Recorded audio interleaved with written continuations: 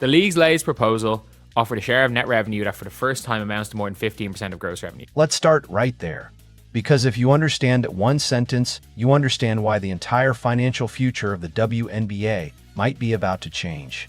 And more importantly, you understand why certain players, especially the league's biggest new stars, could end up making dramatically more money than anyone expected just a few months ago.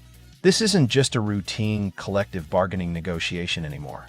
This is a high-stakes bet on the future of the entire league. And the numbers behind it are quietly blowing people's minds.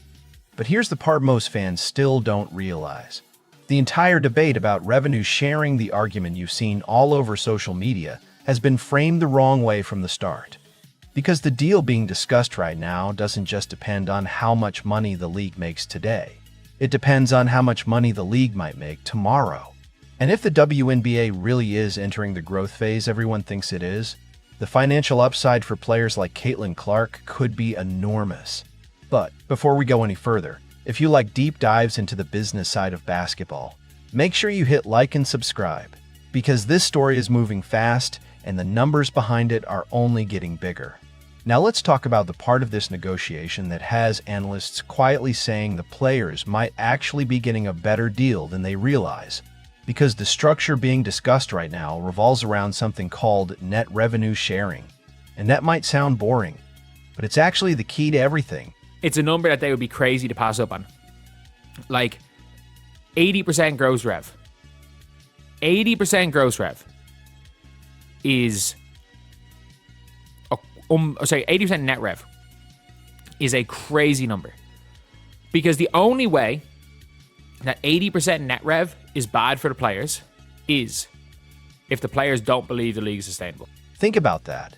If players take a high percentage of net revenue, they're essentially betting that the league will keep growing, that the TV deals will get bigger, that attendance will keep rising, that sponsorship money will keep pouring in.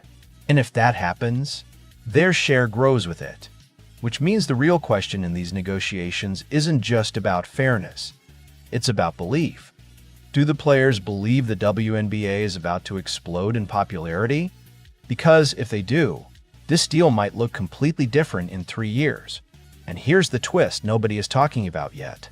If this revenue model works the way some analysts believe it will, the biggest winners might not be the veterans negotiating the deal. It might be the next generation of stars. And that includes one name you already know, Caitlin Clark. Let's break down why. Right now, the WNBA is at a fascinating moment in its history. For years, the league struggled to turn consistent profits. There were seasons where the financial picture looked shaky. But suddenly, things are changing. New expansion teams, record TV ratings, sold-out arenas, corporate sponsors lining up, and a wave of young stars who are bringing massive attention to the league. In other words, the WNBA might be approaching something it has never truly had before. Momentum. Which is exactly why the revenue-sharing structure matters so much. Because if the league grows the way people think it will, the money pool players' share could expand dramatically. And if the league keeps growing the way players believe it is, come next CBA, there won't be a question. Heck, they might be able to get 40% gross. 40%. That number matters. Because right now the debate is happening around much smaller figures. But if league revenue doubles or triples over the next few years, the players' leverage changes completely. And that's where stars like Caitlin Clark enter the conversation. Because let's be honest for a second, the WNBA has had incredible players for decades, legends, Hall of Famers, champions. But what the league has been searching for, what every sports league eventually needs, is mainstream attention. The kind that sells jerseys across the country, the kind that moves television ratings, the kind that attracts new fans who weren't watching before. And whether people want to admit it or not, Caitlin Clark has become one of the most powerful engines of that attention. Which means if league revenues keep climbing, players who drive that attention become extremely valuable. Now here's where the negotiation gets interesting. Because some critics have argued that the league might manipulate accounting to keep payouts lower. But that theory doesn't really hold up. And if you want to say, oh, but the league, they're going to hide the books. Like, somebody can see the books. Somebody can. They are not cooking the book. And that's a key point. Sports leagues operate with investors, ownership groups, and oversight. Financial reporting isn't just a suggestion, it's a requirement, which means if the league becomes significantly more profitable, that profit eventually shows up in the revenue pool. And that pool is exactly what players share. But here's where the story really starts to get uncomfortable for some people. Because if the WNBA's growth continues, it could fundamentally change which players earn the most money. And the players who benefit the most might not necessarily be the ones who built the league.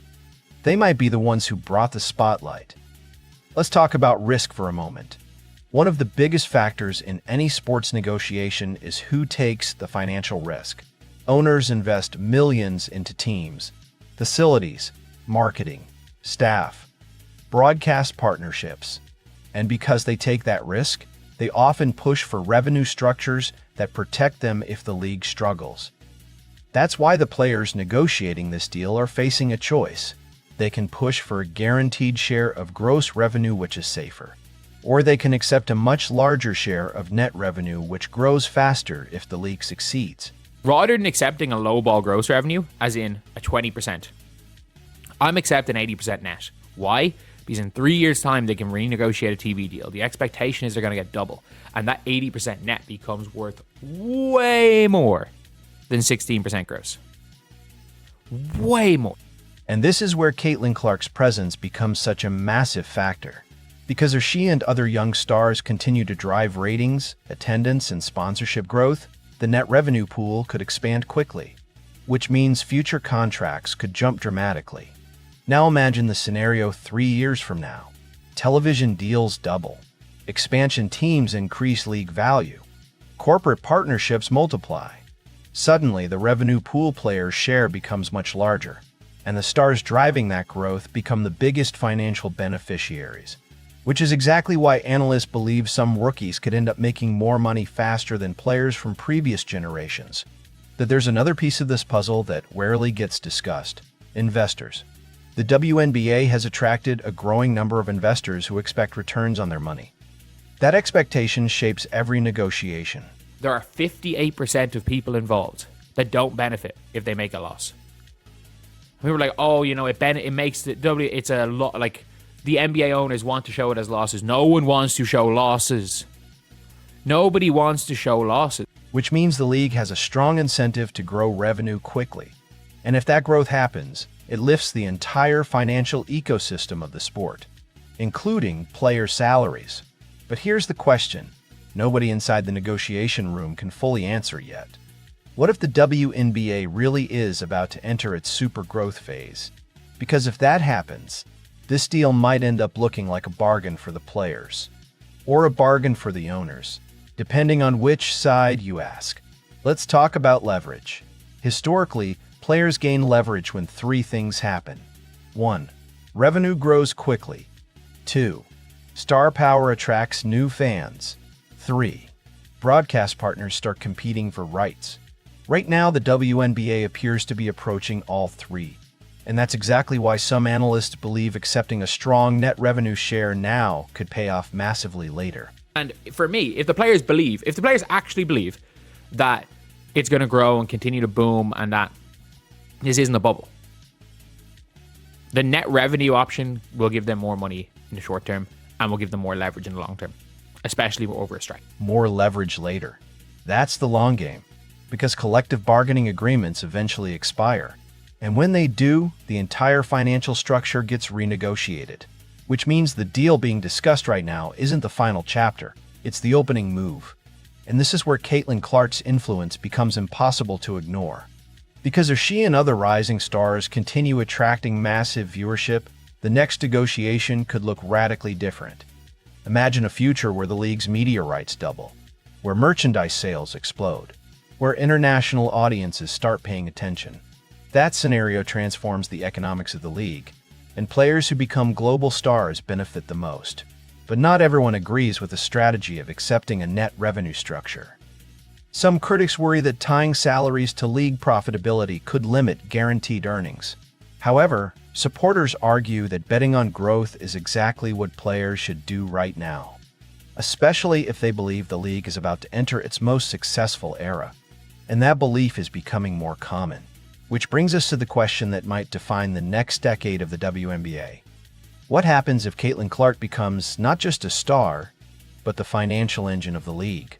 Because if that happens, the ripple effects will reach every contract negotiation in the sport.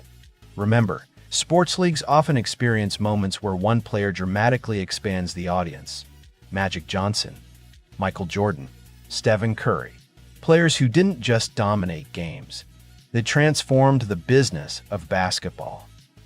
The WNBA may be approaching a similar moment, and if that happens, the revenue models being negotiated today could unlock much bigger paydays tomorrow.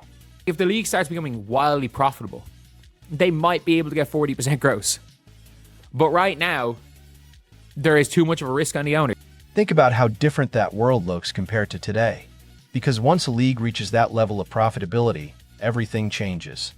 Player salaries rise, marketing budgets expand, broadcast deals multiply, and stars become global brands.